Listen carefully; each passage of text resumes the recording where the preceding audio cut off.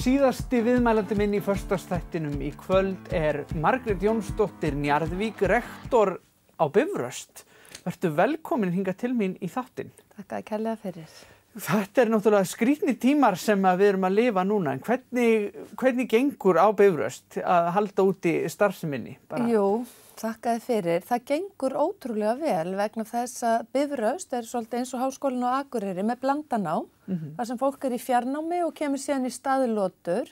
Og fyrir bragði var skólinn afskaplega vel undirbúinn fyrir ástandið. Allir kennarar vilja kenna í fjarkennslu, þeir eru góðir í því að kenna í fjarkennslu og eru með hugmyndafræðin og hreinu. Þannig að það eina sem við þurftum að breyta var að færa staðlötur á Teams, því miður. En að öðru leyti þá hefur skólinn flokkast sem algjörlega COVID-klár skóli. Já. Og það var afskaplega ánægilegt og líka ánægilegt að heyra að fjarnám hefur fengið aukna viðurkenningu. Nú gerir fólk sér grein fyrir því hvað frábært að vera í fjarnámi. Vegna þess að eins og Íslendingar gera, þeir eru að vinna, þeir eru með börn og þeir eru með fjölskyldu og í námi. Það afskaplega gott að þurfa ekki að ferðast í skólan og geta hlusta á fyrirlestrana því að þér hentar. Og eins oft og þú þarft og þér hentar. Já. Þetta kannski snúist að læra svolítið á formið, af því að þetta spörum við hellings tíma og þurfum ekki að koma okkur á staðinn og getum þá, ef við kunnum að nýta okkur það, nýtt tíman heilt yfir mun betur.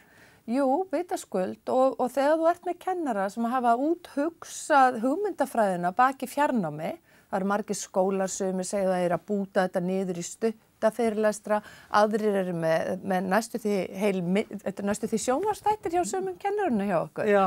Þannig að það skiptir máli líka. Auðvitað.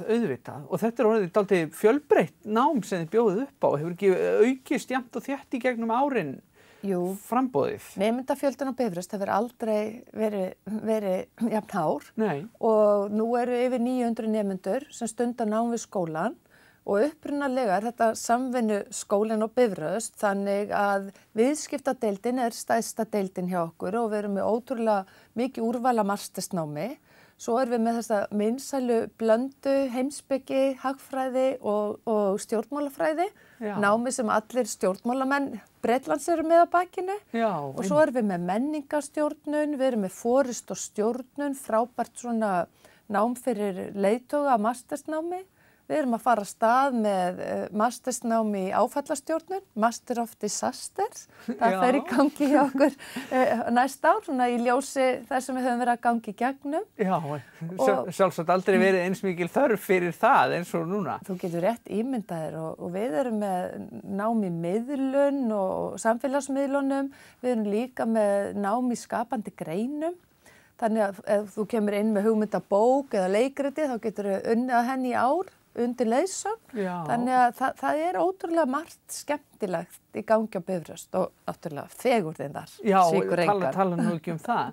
En mér heyrist þið eru duglega að bregðast við bara því sem að gerast í heiminum og í samfélaginu og bjóða upp á möguleika í samhengi við það? Jú, sko, núna reynir á alla að sýna samfélagslega ábyrgð og við sáum og höfum fylgst með því hvernig stórir hópar fólks hafa mist vinnun sér hver mánaðamót og af því að missir ekki okkur skiptist til dæmis í 2 lotur, þá ákváðum við að taka inn fólk núna í október.